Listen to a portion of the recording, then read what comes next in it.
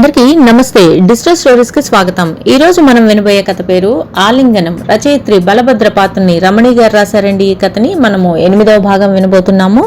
ఇంకా కథలోకి వెళ్ళిపోదామా. లిల్లీ కర్నూలులోని తన ఫ్రెండ్కి ఫోన్లో పరిస్థితి వివరించి అడ్వకేట్లలో రషీద్ అన్న పేరు గల వ్యక్తిని పట్టుకోమని చెప్పడంతో ఓ 5 అడ్రస్లు రెడీగా పెట్టాడు. మేము ఆ ఫ్రెండ్ ఇంట్లోనే దిగి మా వేట మొదలు పెట్టాం. నాకైతే ఈ ప్రయత్నం వమ్ము కాదని ఎంతో నమ్మకంగా అనిపిస్తుంది. మొదటగా వెళ్ళిన ఇంట్లో ఓ 50 ఏళ్ల ముస్లిం స్త్రీ బయటకు వచ్చి ఎవరు కావాలి అని ప్రశ్నించింది. రషీద్ గారు కావాలి అన్నాను. ఆయన హైదరాబాద్ వెళ్లారు క్లయింట్సా అని అడిగింది. అవును, ఆయన భార్య గారు కావాలి అన్నాను. నేను ఆయన భార్యని, నాతో ఏం పని? మా వైపు ఆశ్చర్యంగా చూస్తూ అడిగింది. నా ఆశ చచ్చిపోయింది. సారీ, మనకు తెలిసిన రషీద్ గారి భార్య పేరు ఇంద్రాణి, అందుకని మేము రాంగ్ అడ్రస్కి వచ్చాము అని చెప్పి వెళ్ళిపోయాం. నా నిరుత్సాహం చూసి లిల్లీ ఇలా కాదని ఫోన్లో ఎంక్వైరీ మొదలుపెట్టింది. 2 నంబర్లు ఎంత రింగ్ అయినా ఎవరూ లిఫ్ట్ చేయలేదు. బహుశా ఈ 2లో ఒకరు అయి ఉంటారు, ఎంతో ఉత్సాహంగా చెప్పింది. మరి లిఫ్ట్ చేయడం లేదుగా అన్నాను. ఊళ్ళోనో ఇంట్లోనో ఉండకపోవడం ఒకటే కారణం కానవసరం లేదు. టెలిఫోన్ ఫాల్ట్ కూడా అయి ఉండవచ్చు, వెళ్ళి చూద్దాం అంది లిల్లీ. సమస్యని ఓడించాలంటే మనం దానికి తలవగ్గకూడదు, త్వరగా నిర్ణయాలు తీసుకోవాలని లిల్లీని చూసి నేర్చుకున్నాను. 2 ఆటోలో గాంధీ చౌక్ దగ్గర ఉన్న ఆ ఇంటిని డోర్ నంబర్ సాయంతో పట్టుకున్నాం. ఇంటి బయట గేటు దగ్గరే అందంగా పాలరాయి మీద మొహమ్మద్ రషీద్ అడ్వకేట్ అన్న అక్షరాలు మెరుస్తూ నన్ను ఊరిస్తూ కనిపించాయి. ఈ రషీద్ తప్పకుండా చంద్ర స్నేహితుడే అయి ఉంటాడు అని నిశ్చయంగా అనిపించింది. లోపల కారు షెడ్లో ఓపెల్ ఆస్ట్రో కార్ హుందాగా ఉంది. కార్ షెడ్లో ఉంటే ఆయన ఇంట్లోనే ఉన్నాడనమాట, ఉత్సాహంగా అంది లిల్లీ. కుక్క అన్నది జాగ్రత్త అన్న బోర్డు మమ్మల్ని గేటు బయట నిలబెట్టేసింది. మొక్కలకు నీళ్లు పోస్తున్న తోటమాలి మమ్మల్ని చూసి సార్ ఆఫీస్లో కలుస్తారు అని ఆఫీస్ అడ్రస్ చెప్పబోయాడు. ఇప్పుడు ఇంట్లో లేరా అని అడిగాను. ఉన్నారు, ఇంటి దగ్గర ఎవరితోనూ మాట్లాడరు. లిల్లీ తన కార్డు ఇచ్చి ఇది హైదరాబాద్ నుండి వచ్చాం, కేసు పని మీద కాదు అని చెప్పు అంది. సరే ఉండండి అని అతను లోపలికి వెళ్ళాడు. కొంపతీసి రామ్ జెట్ల్మనీ లాంటి లాయర్ కాదు కదా, లెవెల్ చూస్తుంటే అలాగే ఉంది అంది. ఇంతలో గన్మెన్ బయటకు వచ్చి 2 కలవాలా అని అడిగాడు. అవును అన్నాం. రండి, 5 నిమిషాలకి మించి టైం లేదుట అని గేట్ తీశాడు. బ్రతుకు జీవుడా అనుకుంటూ లోపలికి నడిచాం. నా కళ్ళు కుక్కల కోసం భయంగా గాలిస్తూనే ఉన్నాయి. హాల్లో ఓ భారీ కాయం రిమ్లెస్ కళ్ళద్దాల్లోంచి మమ్మల్ని పరికిస్తూ రండి కూర్చోండి అన్నాడు. నమస్తే, మేము చంద్ర అనే మీ ఫ్రెండ్ అడ్రస్ కోసం వచ్చాము అని నేరుగా ప్రస్తావించింది లిల్లీ. ఆయన మొహంలో అదోలాంటి విస్మయం పొడచూపింది. చంద్ర అన్నాడు. నేను మనసులో దైవ ప్రార్థన మొదలుపెట్టాను. ఇతనికి తప్పకుండా చంద్ర తెలుసు, ఇంకాసేపట్లో చెప్పబోతాడు అనుకున్నాను. ఆయన ఇంట్లోకి ఒక్కసారి తొంగి చూసి గొంతు తగ్గించి, చంద్ర గురించి ఇంతకాలం తర్వాత మీరు వచ్చి ప్రశ్నించడం నాకు ఆశ్చర్యంగా ఉంది అన్నాడు. నేను ఆనందంతో కేక వేయబోయి ఆపుకొని, అవును త్వరగా చెప్పండి, మీకు చంద్ర అడ్రస్ తెలుసా అన్నాను. ఆయన కళ్ళజోడు తీసి తుడుచుకుంటూ అదంతా ఓ పెద్ద కథ అన్నాడు. నా గుండె కొట్టుకునే వేగం నాకు తెలుస్తూనే ఉంది. ఏమైంది అన్నాను. దాదాపు 10 ఏళ్ల అనుబంధం, ఎన్నో తీపి జ్ఞాపకాలు, మర్చిపోదామన్నా మరపురావు అని ఆగి మళ్లీ లోపలికి తొంగి చూశాడు. త్వరగా చెప్పండి, మేము చంద్రని అర్జెంటుగా కలుసుకోవాలి అంది లిల్లీ. మీకు చంద్రతో ఏం పని? కాస్త అనుమానంగా అడిగాడు. మా అక్కకు బాగా స్నేహం, ఆమె డైరీలో రాసిన దాన్ని బట్టి అంత గొప్ప వ్యక్తిని కలుసుకోవాలని అనుకున్నాం. మా అక్క కాలింది, మీకు తెలిసే ఉంటుంది, గడగడా చెప్పేశాను. ఆయన ఆలోచిస్తూ గుర్తు రావడం లేదు అన్నాడు. సరే ముందు చంద్ర సంగతి చెప్పండి అంది లిల్లీ. అక్క పేరు వినగానే స్పందించాల్సిన వ్యక్తి ఇంత మామూలుగా గుర్తులేదు అంటాడేమిటి అనుకున్నాను. నాకు మళ్లీ నిరాశ మొదలైంది. చంద్ర నా జీవితంలోకి అనుకోకుండా ప్రవేశించింది. ఆ పరిచయం స్నేహం ప్రణయంగా మారడానికి ఎంతోసేపు పట్టలేదు. మా ప్రేమ సంగతి నా భార్యకి తెలిసి పెద్ద గొడవ చేసింది. అందువల్ల మాకు ఎడబాటు కలిగింది. అయినా చంద్ర జ్ఞాపకాలు నన్ను అప్పుడప్పుడు అతలాకుతలం చేస్తుంటాయి. నేను లేచి నిలబడి నమస్తే, మేము వెళ్ళొస్తామన్నాను. ఆయన దిగ్భ్రమగా అదేం చెప్పమన్నారుగా అన్నాడు.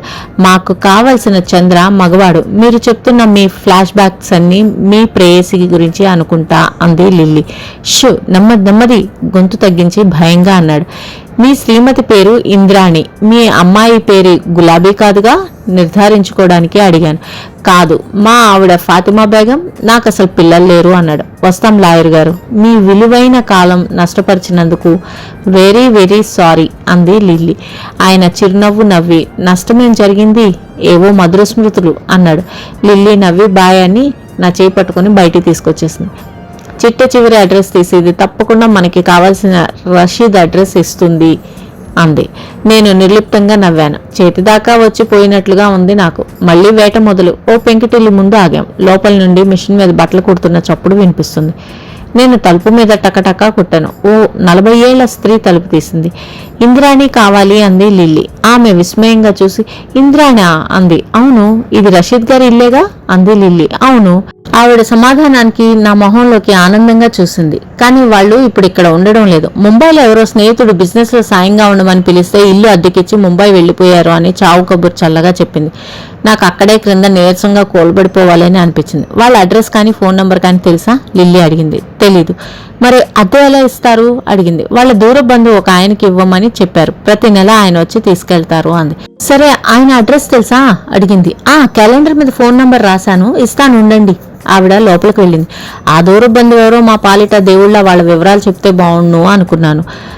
ఆవిడ క్యాలెండర్ నిండా చీము తలకాయంత అంకెలు అక్షరాలు బోల్డ్ ఉన్నాయి. మహమ్మద్ ఇక్బాల్ అన్న పేరు కిందన్న నంబర్ చూడండి, నాకెప్పుడు ఫోన్ చేయవలసిన అవసరం రాలేదు, సంజయ్ ఇస్తున్నట్లుగా అంది.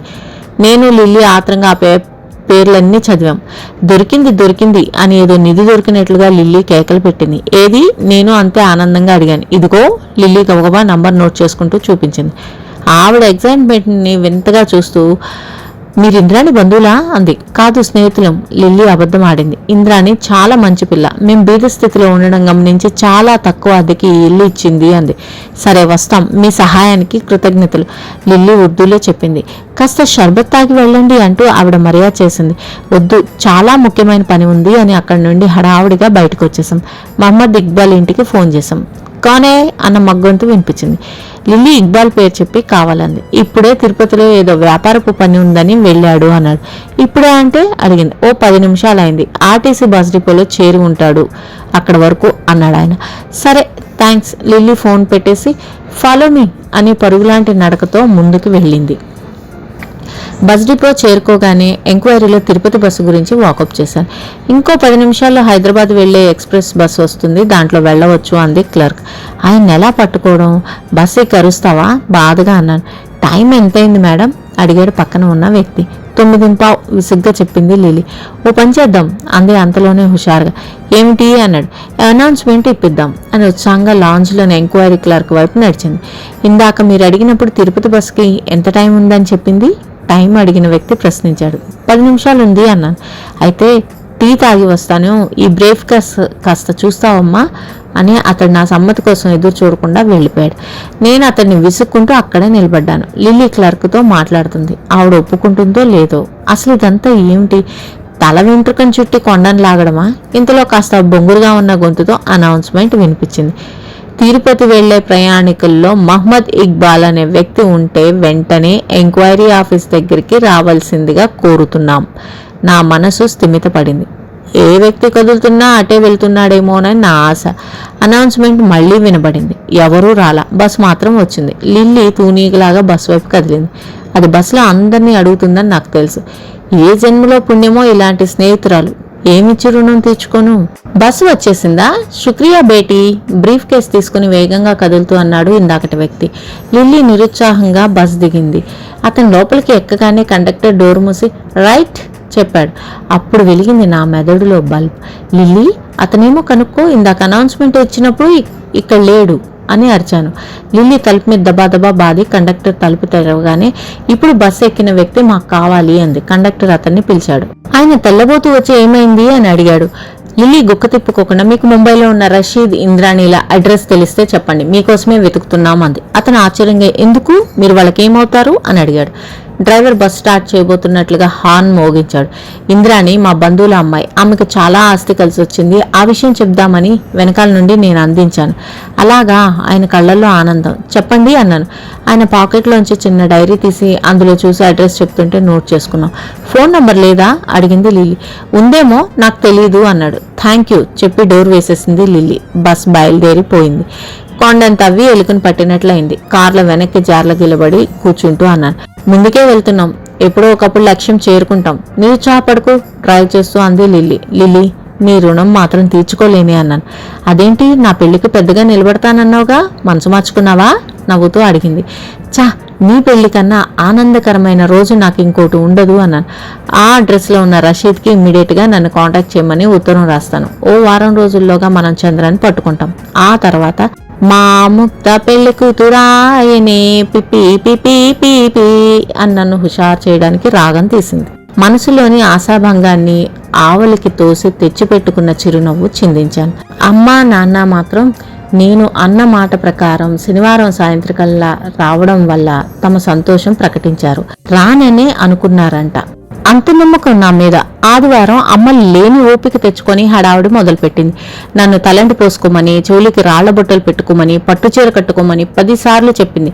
నాన్నగారు పంచాంగం ముందు పెట్టుకుని కూర్చుని వర్షం ఎన్ని గంటలకో చూస్తున్నారు. తాతయ్య ఉంటే ఆ బాధ్యత ఆయన తీసుకునేవారు. నన్ను కర్నూలు పంపించినట్లయితే వాళ్ళు చెప్పినట్లు వింటాననే ఒడంబడిక ఉండడం వల్ల నేను అమ్మ చెప్పినట్లుగా తయారయ్యాను. అద్దంలో చూసుకుంటే నాకు నేను ముద్దొచ్చాను. గంధం రంగుకి ఎర్రంచుని చీర, గంధపు రంగు నా శరీరం కలిసిపోతూ పాల మిగళ్లా ఉంది పట్టుచీర. స్త్రీ అందం అంతా ఆమె కళ్ళల్లో దాచిపెట్టాడేమో ఆ భగవంతుడు. ఏడ్చినా, నవ్వినా, సిగ్గుపడినా, మధురూహల్లా తేలిపోయినా ఆ భావాలన్నీ మోసేది ఆ కళ్ళే. స్త్రీని పురుషుడి నుంచి వేరు చేసేవి ఈ సిగ్గు, ఈ కన్నీళ్లే. మనసులో భావాలు బయలుపడగానే కళ్ళు దోషుల్లా కిందకి వాలిపోతాయి. ఆ కళ్ళల్లో వెతికి చూడగలిగితే సప్తవర్ణాల ఇంద్రధనుసులు కనిపిస్తాయి. కురిసే మేఘాల్లోంచి వెండిలా మెరిసే ఎండకి గుడిగై అంతలో మాయమవుతాయి. కలలు కనే కళ్ళు, వలపు లోగిళ్ళు, వలచిన వాడికి చలి నెగళ్ళు. నేను ఎవరి కోసం దాస్తున్నాను ఈ అందం? కానుకగా నా అంతట నేను అంజలి ఘటించి అందించేలోపే నాలోని ఈ భావుకత్వం, సున్నితత్వం కొల్లగొట్టి నన్ను మట్టి బొమ్మని చేసే హక్కు ఈ మగజాతికి ఎవరిచ్చారు? ఎందుకో ఏడుపొచ్చింది. కొత్త తాటాకు చాపలా మనసు ముడుచుకుపోతుంది. ముక్కు మొహం తెలియని ఓ కొత్త వ్యక్తి ముందు కూర్చొని అతను బాస్లా ప్రశ్నిస్తుంటే నేను తల వంచుకొని ఆ ప్రశ్నలకి జవాబులు ఇవ్వాలా? సిగ్గుపరగాల మాట నుండి అతన్ని చూడాలా? ఏది సిగ్గు? అది బలవంతంగా బాల్యంలోనే తరిమివేయబడింది. డేవిడ్ సార్, సుబ్బలక్ష్మి తండ్రి, గుళ్ళో క్యూలో ముసలాడు, ఎన్నెన్నో రూపాల్లో పురుషుడు అత్తిపత్తాకుని పరీక్షించినట్లుగా తడిమి రేకులు చిదిమి వేరు నుండి వేరు చేసి దాని సహజమైన గుణాన్ని నాశనం చేశాడు. ఆ ముక్త, నువ్వు గోదాదేవి భగవంతుడికి సమర్పించిన మాలలాంటి దానివి. ఎన్నిసార్లు ముట్టుకోబడ్డావో తాకి చూస్తేనే కానీ ఏ అందాన్ని ఆస్వాదించలేని మనిషికి భయపడి సృష్టిలో మనోహరమైనవన్నీ అందనంత ఎత్తుకి ఎగిరిపోయాయి. కానీ అపురూపమైన వాటిలో ఒకటైన స్త్రీ మాత్రం అతనికి అందుబాటులోనే ఉంది. అందకపోతే సృష్టి లేదు, అందితే ఆమెకే ఉనికి లేకుండా చేయాలనుకుంటున్నాడు. లేడీ అనే ఆహారం ఉన్నంత వరకు సింహం జీవిస్తుంది. అందమైన లేడీ కళ్ళు సింహంలో ఆకలినే రెచ్చగొడతాయి. ఇది సృష్టి సహజం. అముక్త, పెళ్లివారు వచ్చేశారు. పెద్దక్క ఆయాసపడుతూ వచ్చి నన్ను ఈ లోకంలోకి తెచ్చింది. అమ్మ వచ్చి నన్ను కింద నుండి మీద దాకా చూసి, పూలు పెట్టుకోలేదే అంటూ పూల చెండు జడలో పెట్టింది. ఆ తర్వాత తృప్తిగా తలాడించి, పుత్తడి బొమ్మలా ఉన్నావు, ఎవరికి కన్ను తిప్పుకో బుద్ధి కాదు అంది. అదే నా బాధ కూడా అని అనుకున్నాను. ముందు గదిలో ఉన్న చెక్క సోఫాలో ఒక పెద్ద ఆవిడ, ఒక అబ్బాయి కూర్చొని ఉన్నారు. ఎదురుగా ఉన్న కుర్చీలో బావ, నాన్న, ఇంకో నడివయసు ఆయన కూర్చున్నారు. వాళ్ళ పక్కనున్న స్టూల్ మీద అమ్మ నన్ను కూర్చోబెట్టింది. జడ ముందుకు పడి మరువం వాసన ఘాటుగా వస్తుంది. నేను తల ఎత్తి సూటిగా ఎదురుగా ఉన్న యువకుడికేసి చూశాను. నా కళ్ళల్లో తత్తరపాటుగాని సిగ్గుగాని లేవు. సందీప్, సిద్ధార్థ, చైతన్య, మాధవ్, విక్రమ్. ఇప్పుడు అబ్బాయి పేరు శ్యామ్ సుందర్, మధ్యవర్తి చెప్పాడు. శ్యామ్ సుందర్ని చూస్తే ఇప్పుడు నాకు కొత్తగా ఏం భావాలు కలుగుతాయి? పెళ్లి కొడుకు తల్లి నా చదువు, హైట్, అభిరుచుల గురించి రకరకాల ప్రశ్నలు వేసింది. పెళ్లి కొడుకు తండ్రి లోపాయికారిగా పెరుగుతున్న ధరల గురించి, రాజకీయాల గురించి మాట్లాడాడు. నువ్వు ఏమైనా అడుగు బాబు, పెళ్లి కొడుకుని మధ్యవర్తి ప్రోత్సహించాడు. శ్యామ్ సుందర్ గొంతు సర్దుకొని, నీకు సాహిత్యం పట్ల ఆసక్తి ఉందా అడిగాడు. ఉంది, ఆబ్జెక్టివ్ టైప్లా చెప్పాను. అతను తృప్తి పడినట్లు కనిపించాడు. మావాడు కవిత్వం రాస్తాడు, రేడియోలో డ్రామాలు కూడా రాశాడు అని తండ్రి చెప్పాడు. నా బాయ్ ఫ్రెండ్స్లో ఇంతవరకు రచయితలు ఎవరూ లేరు, వెరైటీగానే ఉంది అనిపించింది. మీ ఇద్దరు ఒంటరిగా మాట్లాడుకునేది ఏదైనా ఉంటే అలా లోపలికి వెళ్ళండి అన్నారు నాన్న. నాకేం లేదు, టక్కున చెప్పాను. ఎవరికో కాబోయే భర్తతో నేనేం మాట్లాడతాను? నా మనసంతా చంద్ర ఆచూకీ గురించి రషీద్ రాసే జాబు మీదే ఉంది. అతను మాత్రం, నేను మీతో ఒంటరిగా 2 నిమిషాలు మాట్లాడవచ్చా అని అడిగాడు. చాలా మంది గంటల తరబడి మాట్లాడారు నాయన, నువ్వు 2 నిమిషాలు మాట్లాడితే వచ్చే నష్టమేముంది? నష్టమేం లేదు అనుకొని అంగీకారంగా తల ఊపాను. ఇద్దరం లోపల గదిలోకి వెళ్ళాం. అక్కడ మంచం మీద కూర్చోవడానికి అతను సందేహించి కిటికీలో కూర్చున్నాడు. నేను మంచం మీద కూర్చున్నాను. నీ పేరు నాకు చాలా నచ్చింది, ఆముక్త, పోయిటిక్గా ఉంది అన్నాడు. నేను అతన్ని మొదటిసారిగా గమనించాను. White full hand shirt, grey colour ప్యాంట్లో టక్ చేసుకున్నాడు. నీట్గా దువ్వుకున్నాడు తల. కళ్ళకి జోడుంది. మంచి సేల్స్ రిప్రజెంటేటివ్గా కనిపించాడు. ఒక అమ్మాయి చూడగానే ఇష్టపడకపోవడానికి అతనిలో ఏమీ లేదు, ఇష్టపడడానికే ఆస్కారం ఎక్కువ. మిమ్మల్ని చూశాక పేరు కన్నా ఎక్కువ పాళ్ళు అందగత్తే అన్న విషయం అర్థమైంది. మీరు నాకు నచ్చారు అన్నాడు.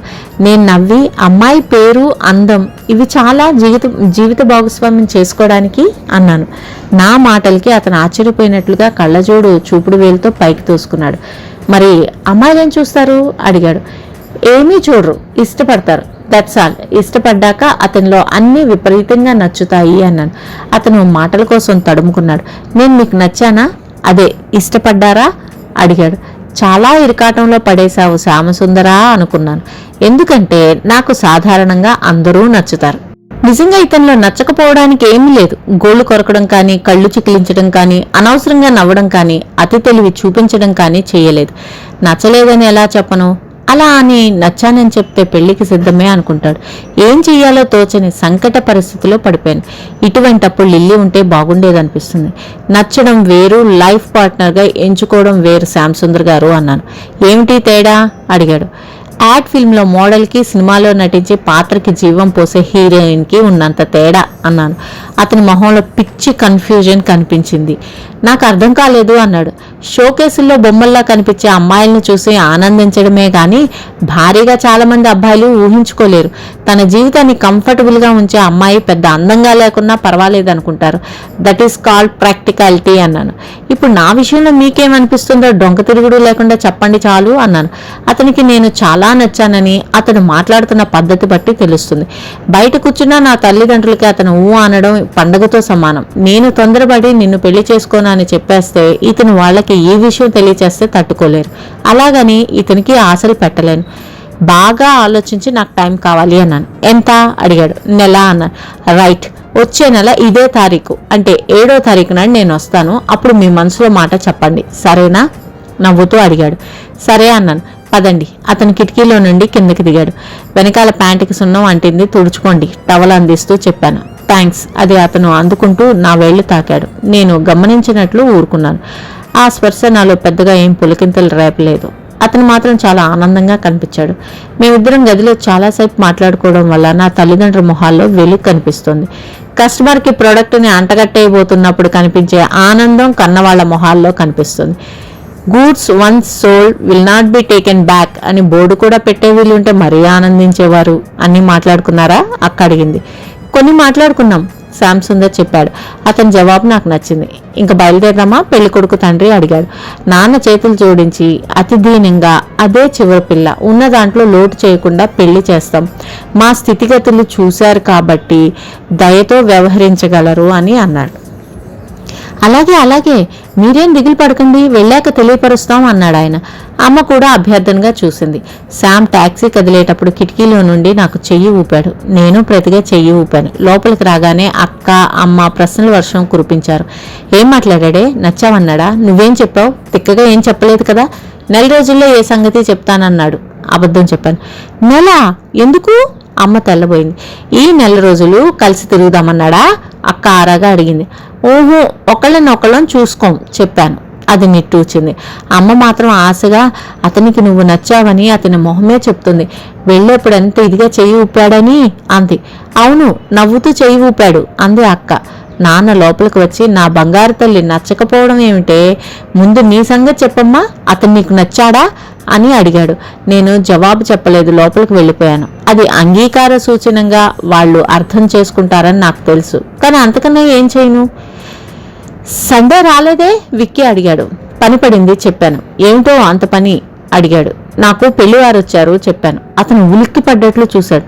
నిజంగానా? అవును. ఏమన్నారు? నచ్చానన్నారు. కంగ్రాట్స్ అన్నాడు. అంటే పెళ్లి వాళ్ళకి నేను నచ్చితే చాలా, నాకు అతను నచ్చక్కర్లేదా అడిగాను. అతను వెంటనే, అతను నీకు నచ్చాడా అన్నాడు. నచ్చాడు అన్నాను. అతను వెనక్కి జార్లు నిలబడి, మరింకేం అన్నాడు. నచ్చితే పెళ్లి చేసుకోవాలని రూల్ ఏం లేదు కదా అన్నాను. చేసుకోవా అడిగాడు. ఓహో చెప్పాను. ఎందుకు అడిగాడు. విక్కీ, నేను లిల్లీ కర్నూలు ఎందుకు వెళ్ళామో తెలుసా అడిగాను. మీరు చెప్పలేదుగా. నువ్వు అడగలేదుగా. ఓహో, అమెరికన్ కల్చర్ కదూ అని నవ్వి చంద్ర గురించి మేము చేస్తున్న ప్రయత్నాలన్నీ విడమర్చి చెప్పాను. వింటున్న అతని కళ్ళు ఆశ్చర్యంతో పెద్దవయ్యాయి. మై గాడ్, మనిషిని కూడా చూడకుండా అతన్ని పెళ్లి చేసుకోవడానికి నిర్ణయించుకున్నావా? నీకు పిచ్చా అరిచాడు. నీకు తెలీదు నాకు మా చిన్నక్క అంటే ఎంత ఇష్టమో. అతనిలో మా అక్కను చూసుకుంటాను అన్నాను. యు ఆర్ ఎ ఫూల్ కోపంగా అన్నాడు. ఒప్పుకుంటాను, అతను నన్ను చేసుకోవడానికి అసలు ఇష్టపడాలి కదా అన్నాను. ఆముక్త, నీ వయసుకి ఇలాంటి పిచ్చి ఊహలు రావడం సహజమే, కానీ ఇది జీవితం, సినిమా కాదు. కల్పనల్లో కథల్లో జీవించడం. వాస్తవంలోకి రా. ఏ ఒక్క వ్యక్తి ఇష్టాలు అభిరుచులు ఇంకో వ్యక్తిలో పర్ఫెక్ట్గా మ్యాచ్ అవ్వవు.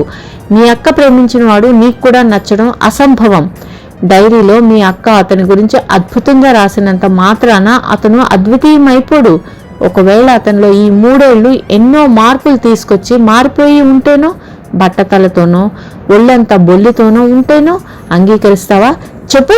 ఇరిటేట్ అయ్యి అరిచినట్లుగా మాట్లాడాడు. నేను నవ్వి, అలా అవ్వదు, అతను అంత అద్భుతంగానూ ఉంటాడని నా 6th సెన్స్ చెప్తోంది అన్నాను.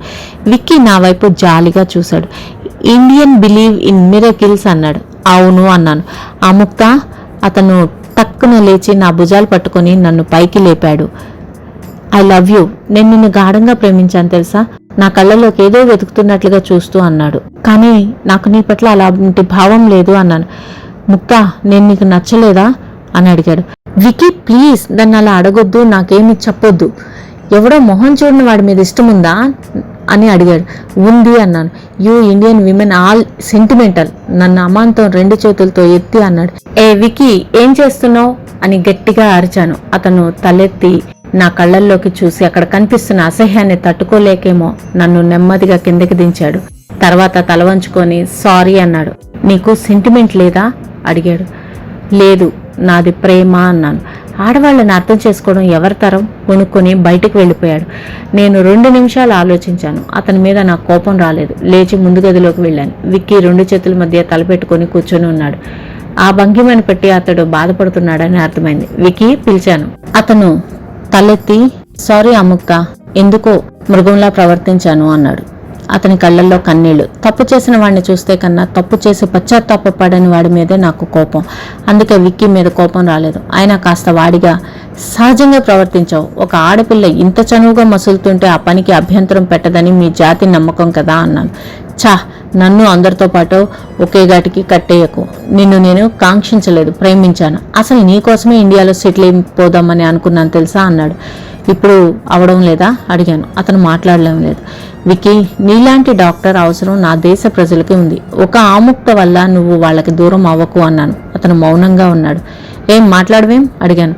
నువ్వు సంతోషిస్తానంటే అలాగే కానీ అన్నాడు. సందీప్ చెప్పిన మాట గుర్తొచ్చింది.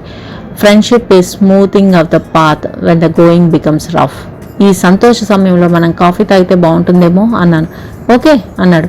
నీ చేతి కాఫీ తాగాలని ఉంది అని అడిగాను. అతను నవ్వి నా తల మీద కొట్టి లోపలికి వెళ్ళాడు. ఈ స్పర్శలో ఆత్మీయత ఉంది, కాంక్ష లేదు. మగవాణ్ణి కాస్త జాగ్రత్తగా డీల్ చేస్తే అతనిలో ఉన్న స్నేహం, సౌకుమార్యం, దయ బయటికి తీయొచ్చు. కానీ మొదటగా అతను ప్రకటించే కోరికను ఎదుర్కోవాలి. అందుకు చాలా మెలకువ కావాలి. హౌ టు టీమ్ ఆ మ్యాన్ అని ఇంతవరకు ఎవరూ రాసినట్లేరు. విక్కీ కాఫీ చేస్తుండగా లిల్లీ వచ్చింది. ముక్తా డాల్, నీకోసం ఏం తెచ్చానో చూడు అని కేకలు పెట్టింది. ఆమె చేతిలో ప్యాకెట్లున్నాయి. విక్కీ వాటిని టేబుల్ మీద పెట్టడంలో హెల్ప్ చేశాడు. ఇది చూడు, ఒక అట్ట పెట్టి తెరిచి నాకు ఇస్తూ అంది. తీసి చూస్తే ముక్కుపొడం రంగు మైసూర్ క్రేప్కి మామిడి పిందెల జరీ అంచు ఉన్న చీర. ఎందుకు అడిగాను. నీ ప్రాణ స్నేహితురాలి పెళ్లికి చాలా తక్కువ టైం ఉంది. 6వ తారీఖున ఫిక్స్ అయింది పెళ్లి. విక్కీ, నీకు కూడా చాలా పని ఉంది. అసలు ముక్తని ఇక్కడ ఉంచేసుకుంటే బెటర్ గడగడా చెప్పేసింది. నువ్వు పెళ్ళి అవగానే అతడితో కెనడా వెళ్ళిపోతున్నావా విక్కీ అడిగాడు. అవును, అలాగే అరేంజ్ చేస్తున్నాడు. మిగతా ప్యాకెట్స్ విప్పుతూ అంది. చీర చాలా బాగుంది లిల్లీ చేతిలోకి తీసుకుంటూ అన్నాను. లిల్లీ ఏం చేసినా బాగుంటుంది గర్వంగా అంది లిల్లీ. పరీక్షలకి చదువుకోవాలి. పరీక్షలైన మర్నాడే చిత్ర పెళ్లి. నాకు కొన్ని రోజులు సెలవు ఇయ్యి అన్నాను. సరే, కానీ పరీక్షలు అవగానే నా పెళ్లి దాకా ఇక్కడే ఉండాలి కండిషన్ పెట్టేసింది. మీ అమ్మా నాన్న ఏమన్నారు అడిగాను. అమ్మ చాలా సంతోషించింది. వచ్చే వారం తమ్ముడు అమ్మ వస్తున్నారు. నాన్నగారికి చెప్పలేదు, బోస్ పిలుస్తాడు. ఆయన రిసెప్షన్లో నన్ను చూసి కంగు తినాలి కసిగా అంది. లిల్లీ బాధపడతారు. ఆమె చేతి మీద చెయ్యి వేసి అన్నాను. పడని చిన్నప్పటి నుండి ఎన్నో సందర్భాల్లో పడ్డాను. మనసుకి మానని గాయం అయ్యింది. గాయానికి మందు పూసినట్లు డబ్బు విసిరేశాడు. ఇప్పుడు బాధపడ్డం ఆయన వంతు, నిర్లక్ష్యంగా అంది. విక్కీ వింటూ కూర్చున్నాడు. ఎందుకు ఏమిటి అని అతడు అడగడు, చెప్తేనే మాట్లాడతాడు. చాలా మంచి హ్యాబిట్. రషీద్ దగ్గర నుంచి ఏం ఫోన్ కాల్స్ రాలేదుగా అడిగాను. ఇంకా మనం రాసిన ఉత్తరం అంది ఉండదు, చెప్పింది లిల్లీ. నాకెందుకో మెల్లిమెల్లిగా హోప్ పోతుంది. విక్కీ అన్నట్లు నేను ఫూల్నే, లేకపోతే అతని మనస్తత్వం ఏమిటో, ఇప్పటికి పెళ్ళైపోయిందో ఏమో అన్న అనుమానం లేకుండా ఈ పిచ్చి ఊహలేమిటి? లిల్లీ నన్ను ఇంటి దగ్గర డ్రాప్ చేయడానికి వచ్చింది. బోస్ ఫోన్ చేశాడా అడిగాను. దాని బుగ్గల్లో సిగ్గుదంతర్లు ముచ్చటగా చొట్టలు పడ్డాయి.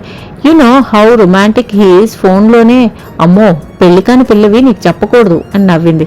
ఫోన్కి కడుపు రాగలదు, జాగ్రత్త అన్నాను. అమ్మ దొంగ, ఎన్ని మాటలు నేర్చావే?